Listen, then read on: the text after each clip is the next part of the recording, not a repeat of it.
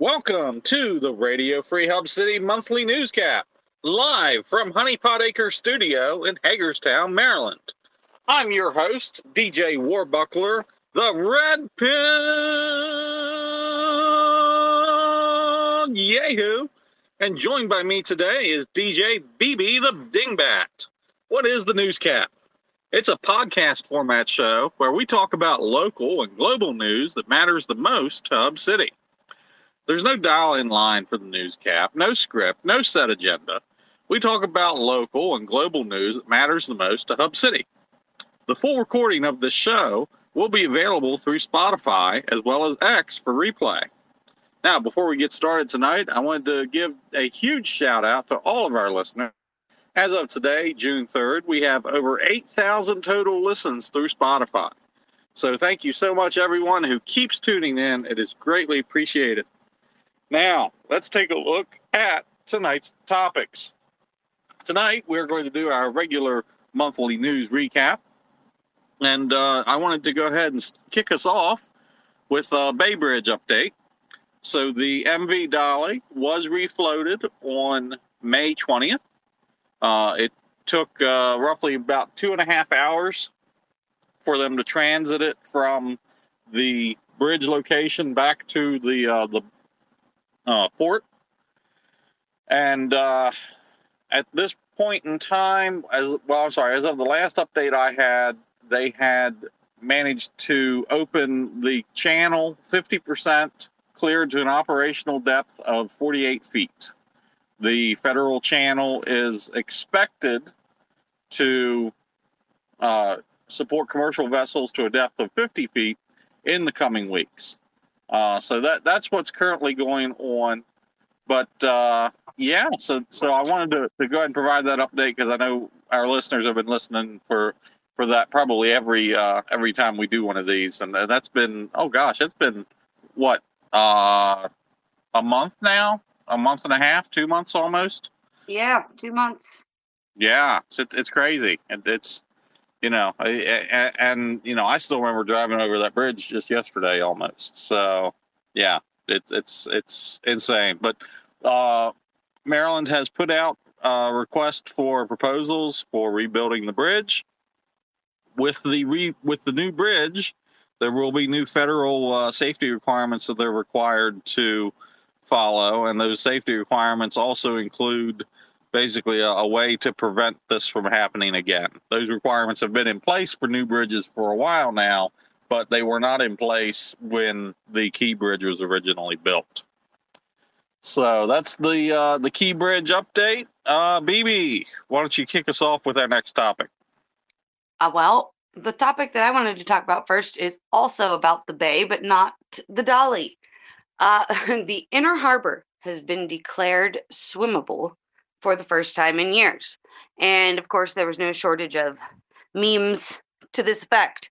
But after looking into it a little further, they're going to have a scheduled event where people can sign up to jump in the harbor, splash around, and swim.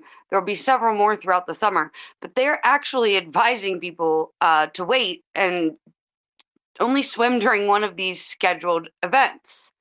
So, a little bit of a kind of rein in the excitement a little bit, because I guess when they said swimmable, they didn't mean whenever you want all the time, and it still hasn't been declared fishable. So, they're saying that you can look on the website for the, I think it's Inner Harbor Restoration, or the state of Maryland has the information as well. But yeah, it's declared swimmable, but they are advising that you only swim during scheduled events because the water quality is determined on a daily basis.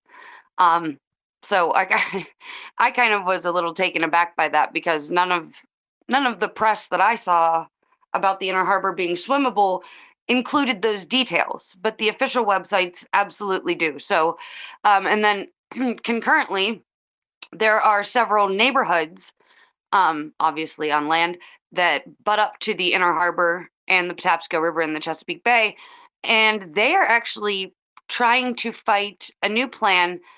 Shipping lanes are very often cleared or kept free from debris and kept at the appropriate depth by a process called dredging, where they basically, just dig a big hole in the bottom of the river or the bay.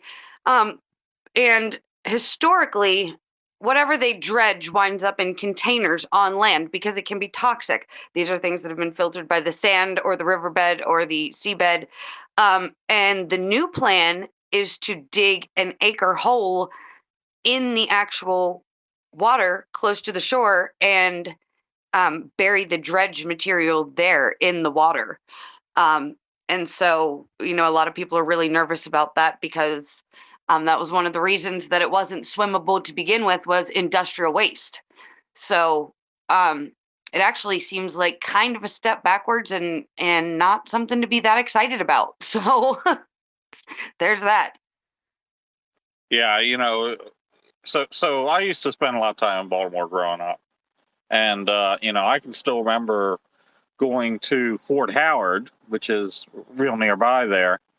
And, one of the things that I thought was really interesting whenever I went there, and this was a byproduct of the steel mill, is Yes.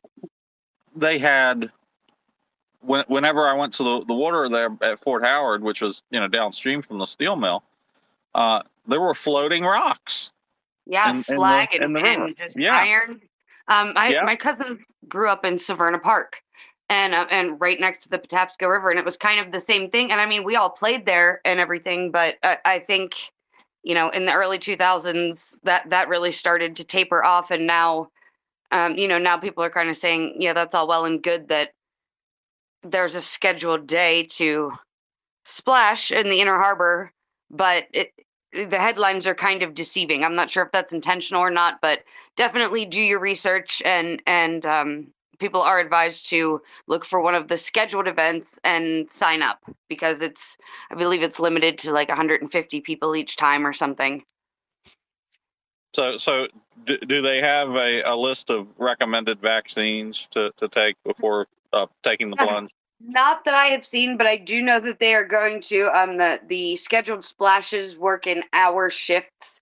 So notable locals and political leaders and such are going to take the first shift, and then I guess everybody else gets to take a turn, and then get back out and wait for the next one, because even though it's technically swimmable, it is not advised that you swim on your own. It's advised that you swim during the scheduled splash events this summer. So the politicians are going first. Yes, and I They're guess the guinea pigs. Yes, some researchers went first last year. They had one for just the research team last year, and the photo showed maybe a dozen people with pool noodles and inner tubes having a great time. But they said that don't be misled by the excitement in the headlines. It's very exciting that there is less pollution and that the water is sometimes okay to swim in, but don't just show up with your inner tube and expect to go swimming. I don't think there's anything to prohibit you from doing that. It's just not advisable. Are you going to go down there and go swimming, BB? You know what? I'm not, and it's kind of a bummer because I'm I've been swimming in some highly suspect bodies of water in my life, and I realize that I'm getting to the age where I actually am a little hesitant, especially I feel like that's a shame for the people that live in that area, that they've been so excited for years to clean up and get the fishable, swimmable labels back, and now they're having to worry about the dredging, specifically the waste being buried in the waterways. Yeah, that's a shame. Well, and one of the things up here in the Hagerstown area, I know that many people used to swim in a settling pond up here near Maryland Metals, and nobody thought about it at the time. But that settling pond, there was a reason that settling pond was there. It was because they were dumping their toxic chemicals in there.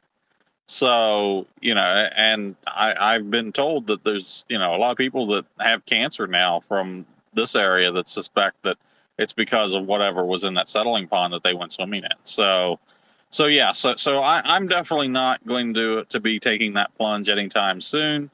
But you know, I'm hopeful that they'll be able to do that. You know, to keep cleaning it up, and that you know, eventually it'll get fishable. That would be great.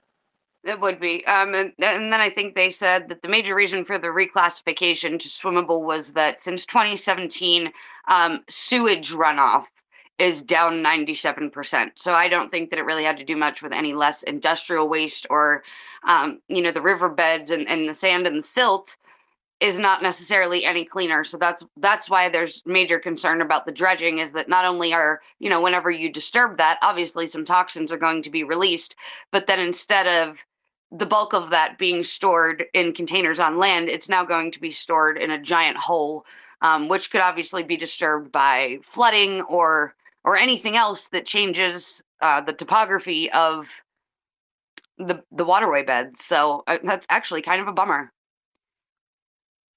It is. It is. So, all right. Well, stay tuned on that. And then, you know, actually, it's interesting you bring that up. I have to research it a little bit more, but I did see that there were some updated bacteria levels released regarding the Potomac River and what it's, you know, looking like. So I've got to find that information. I'll probably try to do an article on that soon, but I haven't had a chance to review it yet. So stay tuned. We'll be covering water quality here pretty soon. You know, I was gonna jump into another topic, but I think, you know, BB, why don't you talk about the new fish that is in the Chesapeake now that you know, it has actually been there for decades, but you know, now we've got it renamed so people might eat it. So the snakehead fish, which is invasive but also very common in our area as well. There's snakehead in Washington County waters, specifically the Potomac, you know, Dam 4, Dam 5, the landings, Taylors, and Snyders. You can, you know, it's not uncommon to catch a snakehead. They are invasive. But Maryland has renamed the snakehead the Chesapeake Channa. And the reason for that is because they are wanting to make it look more appealing on menus in restaurants and just to consumers to cook in their home. It's kind of one of those branding. It's a branding move, just to make it more, you know, I guess the thinking is people don't want to eat something called a snakehead because snakes don't have the friendliest connotation. And I thought it was interesting that they renamed an invasive species after the region that it has invaded, you know, by calling it a Chesapeake Channa. But that was actually intentional. And they were kind of saying, like, you know, we chose this name on purpose because even though this is an invasive species and it's kind of wreaking havoc on the ecosystems and indigenous populations of wildlife, it's here now. And so we can either cry about it or we can embrace it and just kind of, you know, these fish are here now and we can all do our part to kind of regulate the population. And, you know, it is a white flaky fish. And it, you know, people say that it's delicious. So maybe with a little bit of a relaunch, we'll be successful in getting those numbers down and also introducing people to a new kind of food that's just here, and they want you to catch as many as you can. It's actually illegal if you catch one not to dispatch it. You can't take it off the scene alive, or, you know, the scene wherever you're fishing. Okay, it's not a crime, but and you cannot put it back. So, you know, look into some recipes, or, you know, maybe think about sometimes there are local restaurants that will buy locally caught fish. I'm not aware of any in our area, but I do know that in the Frederick area and the closer you get to Baltimore, that becomes a little more common. So maybe that's something that we'll start to see in our area as well, with these invasive species, including two kinds of catfish and the Chesapeake Channa. It seems a shame that it's not more popular to eat. So maybe just a little bit of PR, we can turn an invasive situation into a good situation. You know, there's a really good food truck idea. Cuisine of the Chesapeake and the Potomac. You can add in the Chesapeake Chana. You can add in the Potomac and Antietam and Conococheague lobsters, also known as crawfish, and have those interesting local delicacies. And then, of course, you can't forget the cicadas. Thank goodness we don't have the periodic cicadas out this year. But, we've always got our annual cicadas that, we'll see. So I definitely see an opportunity there. Maybe somebody will take that and run with it. I'm not eating cicadas. You're not going. You wouldn't try a chocolate dip cicada? Not even if they rename it the Chesapeake cicada. I'm sure we can come up with an even more creative name for it than that. So right.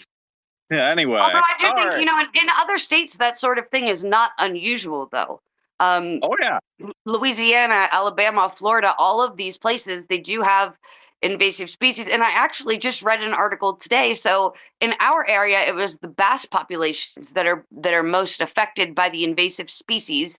And I saw in another state today that the bass are actually the invasive species, and they are ruining native populations of a kind of chub. So I found that really ironic that, fish that we have here that are kind of junk fish, trash fish, not very desirable, in other places, that's the species that they're trying to save from the bass. So, I guess this is a common problem.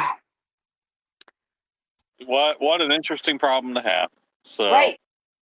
All right. So moving on to the next topic, let's talk about House Bill 333, which is the bill that is supposed to address election misinformation. Originally, this bill was written to address it just on social media. Then they revised it so that it'll address election misinformation in any part, any medium. So, text, social media, websites, in person, flyers. And so I actually I wrote an opinion article on this one. This actually took place. This actually took effect on June 1st, and I've got some serious issues on this. And the main issue I'm concerned about is that, first of all, it has the government is the one that's the sole discretion of what election misinformation is. But then the second one is the fact that it has nothing in there mentioning exemptions for satire. Now, as the number one local source of election misinformation through a wonderful satire site called the Hagerstown Report, I've got a lot of concerns on this. I'm really concerned that I may end up being targeted. I may end up finding myself in court over a satire post because somebody didn't realize it was satire. BB, what are your thoughts on this? I'm with you. I think that especially for satire outlets and pages that are clearly labeled as such, I find it mind-blowing the number of people that react as if it's a real story, and most of the time I hope that the reactions and the comments are kind of tongue-in-cheek, like they're playing along, but there's a lot of times where they are not. These people are dead serious. They truly believe what they are reading. And I do think that satire is a joke. And I think that it's really a problem if we're getting to a period in history where it's not okay to joke, especially about politics, because throughout the centuries, that is never a good start to an era. That usually results in lots of chaos when people feel so creatively oppressed and afraid to make a joke or maybe a cartoon or any bit of sarcasm. You don't want to have creative people fear that they could get in trouble for telling a joke. I think people should only get in trouble or be restricted if they're intending to mislead people for a specific and nefarious reason, whether they're trying to sway voters or discourage people from liking a certain politician or certain political party by trying to make content that is false on purpose under the guise of satire. But I think if it's coming from an obvious satire source, that there needs to be some clarification there, because that's really dangerous. That's starting to infringe on free speech, and I also find it kind of insulting, because it's sort of suggesting that most people cannot tell the difference or do their research to see if something is satire or real. And I kind of think that's insulting. I kind of think that people that take the time to look at the source, check out some of their other stories, see if it says satire anywhere in there, it's very insulting to think that people don't do that. Then again, we did have a radio station in the D.C. area that thought that a certain post, I'm not going to name any names on this, but they thought a certain post about dinosaur women in Hagerstown was real. And they shared it as such, that there were dinosaur prostitutes walking the streets of downtown Hagerstown. So, maybe they've got a point.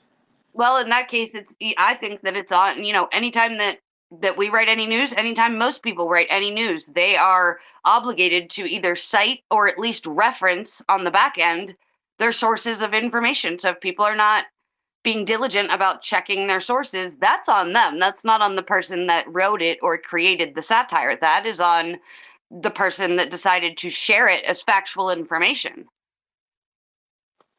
In any case, I really weep for our future, because I really think that this bill is ultimately not a sign of actual intentional malicious disinformation campaigns, but actually a sign of the dumbing down of our society. And that makes me so sad. BB, final thoughts on that one before we go to our next topic? Yeah, I agree with you. It's just, it's sad, and it makes me very nervous. I love satire. I love sarcasm. I love political cartoons. And I think that when you take away people's ability and freedom to joke and laugh, that's very depressing. And look for my GoFundMe for legal defense probably in the next couple months. All right, BB, what's our next topic? Well, so a really big story right now is that Meta, which would be Facebook, Instagram, WhatsApp, and all of those, their chief product officer publicly confirmed that they used millions of publicly shared photos on their platforms to train Meta's AI. And this kind of goes back to what you were just talking about with election fraud. AI deepfakes are becoming more and more commonplace. And if you're not familiar with what an AI deepfake is, it is content made by AI that is meant to look real or factual. Sometimes it could feature a celebrity, and it really looks and sounds like that celebrity. So Meta has just admitted that anything that we, the users, are sharing publicly on Facebook, Instagram, WhatsApp, or any of those apps that Meta owns, they have very likely been used or even included in a database to train AI models. And this is resulting in AI wording and AI pictures that look an awful lot like real people. And the concern is that people are going to start stumbling upon images that resemble them or someone that they know. And there really isn't any sort of legal recourse if this happens, because when you share something on these social media platforms, you have agreed in the terms of service that that is now the property of the platform, and they can do whatever they want with it. And they have just announced publicly that they are, in fact, using it to train AI. Yeah, and that actually extends beyond just photos and videos. it's also the text as well. And I know that some of my stuff has been included in the training data. And the reason I say that is that Meta AI, I've been sent screenshots where people have asked Meta AI about the Hagerstown City Park alligator, and Meta AI has actually replied back that yes, there's an alligator, and it has become very confused because it does not understand the difference between reality and satire.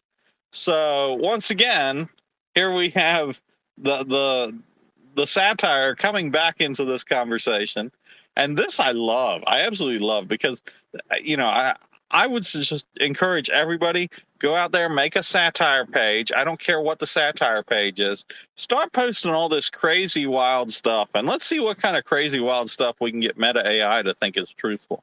Just saying, let's have some fun with the fact that it's doing all this training. Post wild, crazy images too. Label them stuff like, and here's a great example. One of my friends, he's posted pictures of random celebrities, and when he posts a picture, he labels it as a different celebrity.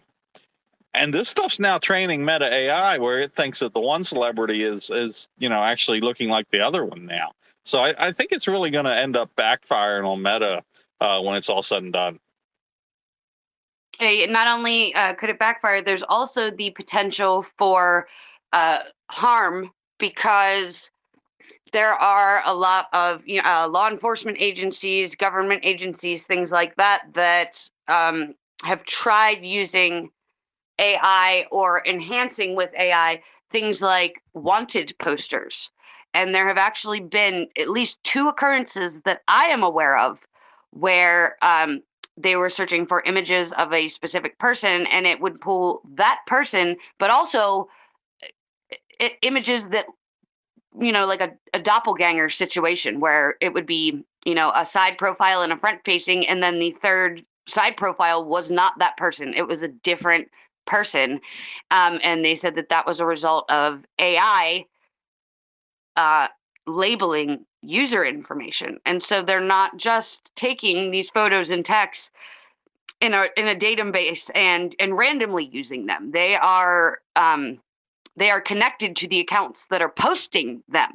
So it is very possible that I know one very popular thing is the apps where you upload a selfie or you take a selfie and AI turns it into some kind of wild fantasy picture. Like it'll do hair and makeup, or it'll put you in a fantastic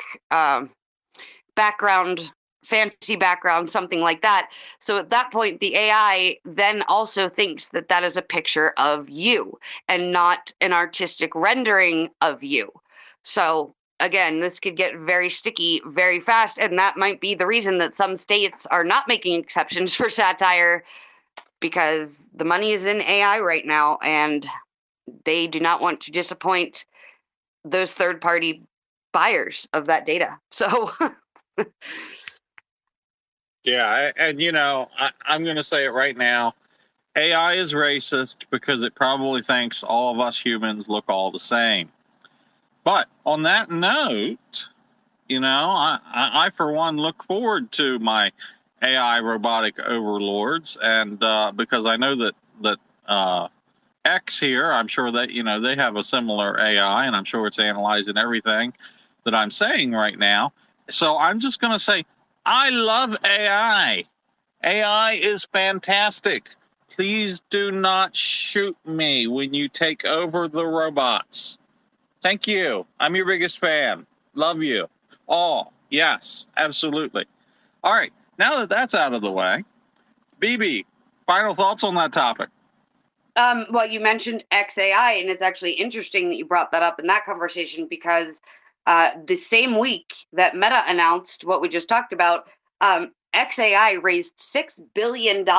And one of the major things that they want it for is to prevent those kind of confusions, so that they can protect artists and creativity and satire and things like that. So they want to train their AI models to be able to determine the difference. And I think that's actually kind of great that at least someone in that sector is noticing the potential ramifications of these problems and thinking ahead, thinking of how can we be aware of this, and what safety nets can we put in place to try to prevent some of these problems. Yeah, and I really love XAI, by the way. Grok is the name of the AI. I use it for a lot of analytics of just what's going on Twitter. I'm sorry, X. And, looking at what are people thinking about? What are people talking about right now? It's absolutely fantastic. So, and so on that note, I do think it's time for a word from our sponsor, Honey Pot Acres Farm. So do you want to eat healthier, but don't trust all those preservatives that you put in grocery store food? Try Honey Pot Acres Farm, where technology meets nature. Our GMO-free, all-natural products are bursting with flavor and nutrition. Come look for us at the Sharpsburg Farmers Market the first Sunday of every month behind Battleview Market on Sharpsburg Pike. Visit honeypotacres.com for more information. That's honeypotacres.com. And I'm going to go ahead and lead in, past that and say it is absolutely farmers market season now. We're seeing all the farmers markets in full bloom. Outside of just the Sharpsburg one now, there's Boonesboro, Hagerstown, Smithsburg now has a farmers market that's taking place every Monday. First Monday of every month. Fort Ritchie's going to have their farmers market. It's going to kick off here at the end of June. So, absolutely go out and go to some of these local farmers markets, because you'll get fresh local food at these markets, and you're supporting local businesses and not some business that's importing their food from some Latin American country. BB, am I missing any farmers markets that you can think of? Williamsport, don't they have one?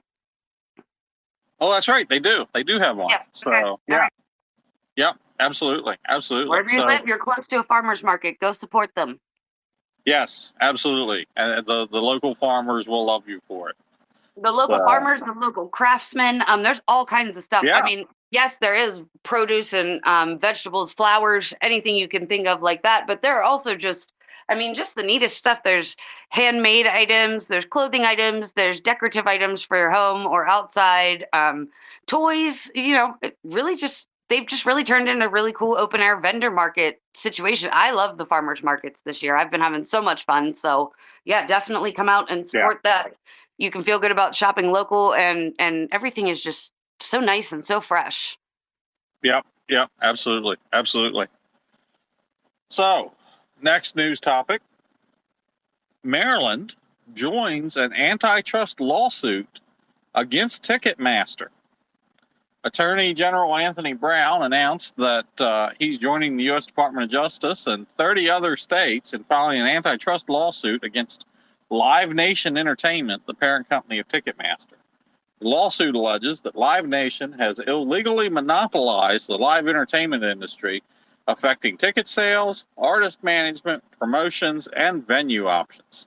So, I very rarely do I applaud government action for this kind of stuff, because I really think that, less interference with businesses is better. But in this case, I applaud them 100% on this. I applaud them for going after Ticketmaster, because Ticketmaster absolutely has they've significantly dominated the entire entertainment market, and worse, they've added so many junk fees that it becomes absolutely ridiculous. They create artificial scarcity, and that's how you end up with several $1,000 Taylor Swift tickets. Not that I would ever go to a Taylor Swift concert anyway, but I absolutely understand why the governments are going after them for this kind of stuff. BB, what are your thoughts? Yeah, I know a lot of artists are frustrated as well, because people assume that The artist is making more money too. If, a couple years ago a ticket was $100, this year it's $900. It's reasonable to assume that the artist is making more money, and that's not actually the case. The artists are bringing home about the same, and it's Ticketmaster Live Nation. They merged as one company several years ago that is pocketing the rest, and it's actually very interesting because as soon as this lawsuit kind of cracked off and became, public information, there was also a data breach. And millions of American customers for Ticketmaster and Live Nation, their data was stolen. And so I don't think a lot of people realize, like, when you go to a concert, there's security, there's food vendors, all of this, all of the things that you can buy at a concert and things that make the guest experience safe and enjoyable. I don't think people realize that a lot of those vendors are actually contracted by Live Nation. They are not contracted by the venue itself. So people ask things like, well, why don't these arenas, why don't these concert places, why don't they just do shows other than Ticketmaster Live Nation shows? A lot of them can't because, they own the ground that it's on and the physical stage, but that's about it. The lighting, the sound, even the bathrooms are Ticketmaster Live Nation vendors. And so the data breach was very interesting because not only was all of that information included and the customers that have shopped or spent money with those entities at various arenas and venues, but breach forums. For the second time this year, the federal government and associates said that they were now in control of breach forums, which is a common website that, when there's a data breach, hackers will sell or share information on there. And breach forums actually was the entity that is publishing the information from the Live Nation data breach. So that raises the question, is the federal government still in charge of this website? Are they the ones that leaked this information while they are also suing Ticketmaster Live Nation? Or was breach forums taken back by threat actors again? So that's very interesting to watch. Or the better question would be, did the federal government tell the threat actors, you know what? We're typically going to lock you out from this, but in this case, since we really don't like this company, you go ahead and post that. That's fine. Right. We're good with that. That's kind of what, I don't want to say the rumor mill, but the rumor mill, that's kind of everybody's big question. Like, you said that you were in control of breach forums. I believe it was in February, and that didn't even last 24 hours. Threat actors had it back within 24 hours. So now here we go again. Either they were in control for less than 48 hours, or they are still in control and that information was shared anyway. So that is a very interesting and also legally precarious situation because that is our data. That's people in the United States who have bought a ticket or gone to a concert that was Ticketmaster Live Nation. And I believe it was over 70 million people's information leaked so far. That's a lot of people. Yeah, well, I'm sure I'm probably one of them because, here within the past year, I had to purchase tickets through Ticketmaster just to be able to go to a local event here at the Maryland Theater. So, by the way, if you've purchased tickets for the Maryland Theater, there's a good chance you're probably involved in that data breach. So just be aware of that. All right. BB, what's our next topic? Let's see. Oh, Clara Barton Memorial. Yay! All right, talk on this one. I'm excited about this one. Yeah. So in downtown Hagerstown, do you know exactly what street it's on? Slipped my mind. It's near the park. I think it's near the city park.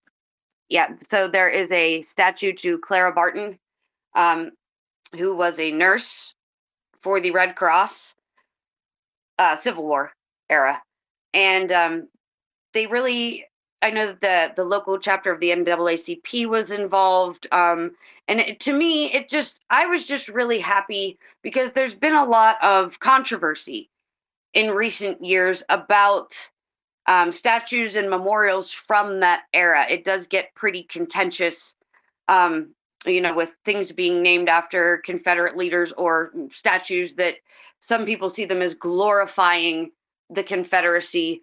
I'm not stating an opinion either way on that. I just thought it was neat that this was something that everyone could agree was a wonderful thing for our area, to honor someone that really made medical advances and changed the way specifically battlefield medicine was applied. Yeah, and actually, and I'll try to post this link. And in fact, I'll go ahead and I'll post it in chat here for the space. So I actually have on the History Hub Hunters site, I'm sorry, YouTube. On the History Hub Hunters YouTube, we actually have a video which was done by the U.S. Army back in the 60s? Yeah, back in 1961. And it's actually has a dramatization of Clara Barton helping out the soldiers. So I'll post that here in the comments of the space. But I'm so happy to see that kind of stuff. That's the kind of stuff that we really need to have more of here in Hagerstown and Washington County, for the simple fact that we could be such a huge tourist destination with all of the historical stuff we have here between Antietam Battlefield, the Aviation Museum, Fine Arts Museum in Hagerstown City Park. So many amazing places locally. I'm just so excited to see that kind of momentum continuing. Yeah, I always think that it's just a fantastic thing when history is made readily accessible. It's right there while you're walking down the street. It's easy to find, especially children and young adults.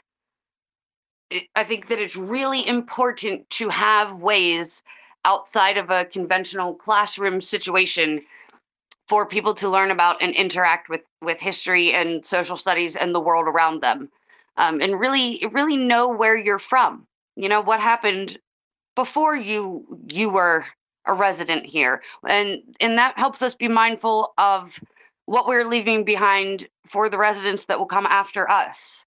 And we can try to imagine 100 years from now, what kind of statue are they going to be putting up then. And that kind of helps people be mindful about what legacy we're leaving when we can see the incredible legacies that were left for us by others. I really hope that I get an alligator statue in City Park before I pass on from this world. Just saying. I really want one in there. I really do. So, all right. Anyway, more serious note. Let's switch over to some Maryland news. This was released actually from MarylandMatters.org, and that's a wonderful news site if you haven't heard of it. They graciously allow news outlets to republish their news content, and one of them that I reshared was former Baltimore City State's Attorney Marilyn Mosby will serve no jail time. Mosby was convicted of 2 counts of perjury and 1 count of mortgage fraud, but she'll only get 3 years supervised release. 1 year of that will be served under home confinement as part of the sentence. Mosby has been very controversial figure for several years now, and there's a lot of people that are upset by this verdict.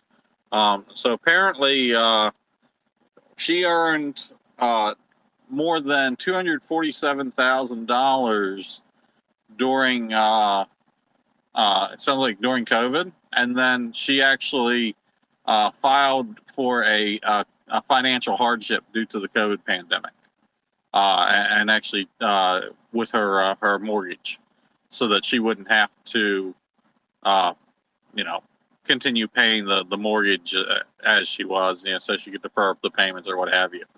So, one of the interesting things, though, it's not an actual public corruption case, even though people have said that she's corrupt because of the case, because all of it is surrounded around her personal finances and not her conduct as while she was working for the state. So what are your thoughts, BB? I mean, I don't know. A lot of these cases where the defendant is a notable person or even a celebrity. I saw an opinion article a few weeks ago that said if the punishment for a crime is a fine, is primarily a fine, then it's only a crime for poor people. That was the quote. And I've really been thinking about that. And that does strike me as just not that great as far as the criminal justice system goes, because if you can pay your way out of sentencing, then it kind of does matter who you are and how much money you have. It doesn't really seem like verdicts are always reflecting the crime itself, and it's more a reflection on the defendant. So I really think this is just one of those cases where there are probably a lot of people out there that feel like, you know what, I got a harsher sentence for a lot less. Yeah, absolutely. Well, and you're right on the fine part, and I'll even go so far as to quote a friend of mine: if something just has a fine, it's not illegal; it's just legal for a cost. That's all Right. it is, Right. And I actually got.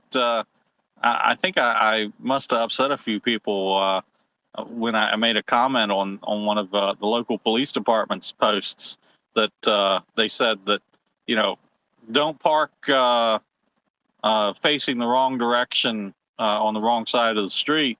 That it's I think they said it was like a $50 fine or something like that. And I think people got a little upset with me when I commented on that. You mean that's all it costs? I can do that for $50? Cool, good to know. And I think that kind of backfired on them. That they were trying to tell people, no, don't do this, but like, oh no, you can do it. It just costs you $50. Okay, well, in an emergency, in a pinch where I need to do that, good to know. That's all it's going to cost me. Cool. Right. And I think that that's hurtful to a lot of people, a lot of disenfranchised populations, a lot of minority populations that have suffered systemic injustice.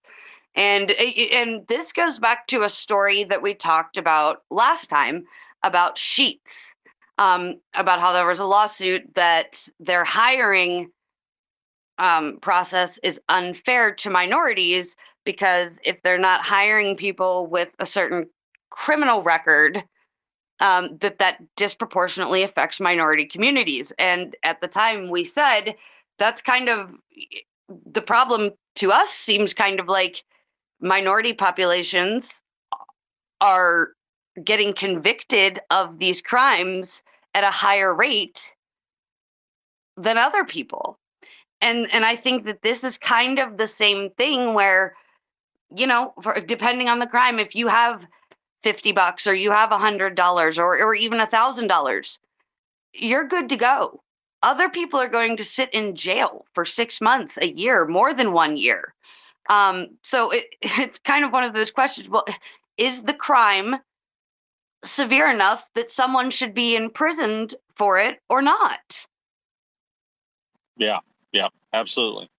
So hopefully we will see some sort of more sane criminal justice reform in our lifetimes, and that's really going to end up being a complete upheaval of the system. I think I really do. I think we've had, especially this week, with the Trump conviction. We might as well talk about that. I saw a lot of people that were really surprised to learn in real time that being convicted of one or multiple felonies does not preclude you from running for an office or holding office. And I think that a lot of people were kind of shocked because I had someone say to me, like, are you sure? And I was like, yeah, totally sure. Like, I'm 100% sure. And they were like, so if you're convicted of more than 24 felonies, you're not going to get a job at a fast food place, but you can be president. And I'm like, yeah, like, like, yes, you can. So maybe things like that will kind of help, especially employers. I had a friend of mine say he is responsible for hiring people for a construction crew. And he flat said, I'm not allowed to hire felons. It doesn't matter what, I'm not allowed to hire anyone with a felony on their record. So, but again, you can't work for the construction crew, but you could be the president. Yeah, it's really interesting though, because this may end up being, we may have the first presidential candidate who cannot vote for themselves. Well, no, actually, no, it won't be. Well, okay, first primary party presidential candidate that can't vote for himself. There have been other people that have run for president, actually from prison. There was a gentleman that I think he was in Texas that he ran for president from jail in prison for multiple times, as an independent candidate. So, it's absolutely doable. It is. And just very much unprecedented to this level, but there's nothing that prohibits it. So absolutely fascinating the way that's working out. But speaking of felons and employment afterwards, so I got to give a big shout out to Altamont Wilkes. He's a local gentleman, owns Carmen's Corner store here in the Hagerstown area, and I think also one in Frederick. And I got to give a shout out to him. He ran a congressional campaign, didn't make it past the primaries, but one of the things that I think is worth mentioning on him is that he is directly responsible for changes in the USDA guidelines where a person with felonies, if they have served their time and then after they serve their time, pay their debt to a society, they get out and they own a store or something, that they were not allowed to accept food stamps at their store. And that was really hurting him, and it's hurt a lot of other potential business owners as well. And he fought the USDA, and he won against the USDA at great financial cost to himself, by the way. But he managed to pull it off. So, shout out to him. Good for him for standing up to the system and saying, hey, this is wrong. People have paid their debts to the society. Why can't they, be treated like anyone else when it comes to running their own business or anything like that? So good for him. Yeah, good for him. And also, I think that in those situations, it really does, you have to really look at the situation and see what it is that people are fighting against. And what they're fighting against is, I have a store that provides affordable things to people that live in this area. I can't take their form of payment. That's not fair to them. Yeah. Yep, absolutely. So, yeah, It's really, it's difficult already when you live in a place that does not have grocery stores, full-fledged grocery stores within walking distance of a residential area. That's called a food desert, and it really limits people's options for what they can buy, what they can cook. I mean, it is cheaper to cook at home, but if all that you can access safely on foot is prepackaged food or limited selection, you are at a disadvantage. Yeah. So good for him. I hope we see more from him in the future. I really do. And while we're talking about disenfranchised communities and such, so one of the other things I wanted to go ahead and mention is that actually just a few days ago, the Maryland Department of Transportation placed a historical plaque on Jonathan Street, commemorating it as one of the oldest Black communities in Maryland, with the churches in there established in the early 19th century after the Civil War, and talking about how Black-owned businesses flourished, creating a stable community there in the mid 20th century. So, fantastic. Glad to see that community is getting the recognition it deserves, and I've seen a lot of good things coming out of the community lately. They fixed up the old log cabin that was on that street that actually was all the way back in the Jonathan Hager days, and I think they suspected that might even have possibly been Jonathan Hager's house at one point in time. So I'm so glad to see that community is getting the much needed revitalization that it needs. Yes, that's wonderful to see. There have been a lot of projects that are labeled, revitalizing the downtown area in Hagerstown, and I think that seeing some of the residential areas also receive recognition, and maybe people that usually don't go in those neighborhoods because there's nothing really to draw them there. Now there are things, and I think that that's only going to help lower crime and just keep people more close knit in a community when you start bringing these different neighborhoods together with commonalities like a really great store or a really cool historic site, things like that. That kind of creates and fosters progress with preservation without losing the identity of those communities. Just showing people, I know you see on the news that a lot of weird stuff happens here, a lot of bad things happen here, but also a lot of really wonderful people live here, and along with very industrious people live here, and there are businesses here, and there are people starting new businesses all the time, and people that are trying to clean things up and preserve the past, and I think everyone should support that. Yeah, absolutely. So we're coming up on the top of the hour. BB, do you have any final stories you want to talk to us about before we close this one out for the night? I don't think so. I think I'm good. All right. Well, one final story I'll bring up then, and this is actually something that happened today, was Boonesboro High School got an early dismissal due to a hazardous materials incident. And the early dismissal happened at 11:15 a.m. Because at 10 a.m. a hazmat leak was reported while technicians were servicing the air conditioning system. Apparently, Freon leaked from the air conditioning system while they were servicing it, and that specific Freon, if in a confined space, can actually displace the oxygen and cause asphyxiation. So, I just want to say, shout out to the school system and to all of our first responders for getting to that so quickly and working to resolve that issue as quickly as they did. I think it's fantastic, how quickly they managed to respond on that, and that they did so in a very organized manner. So, and I was listening to the fire and EMS radio, and I didn't hear, anybody, panicking or anything like that. It was all calm, cool, and well coordinated, well organized with their response effort. So shout out to them. BB, any thoughts on that? Yeah, no, I'm just very glad that quick action was taken, calm action was taken, no fuss, and just very organized to keep everybody safe. That's wonderful.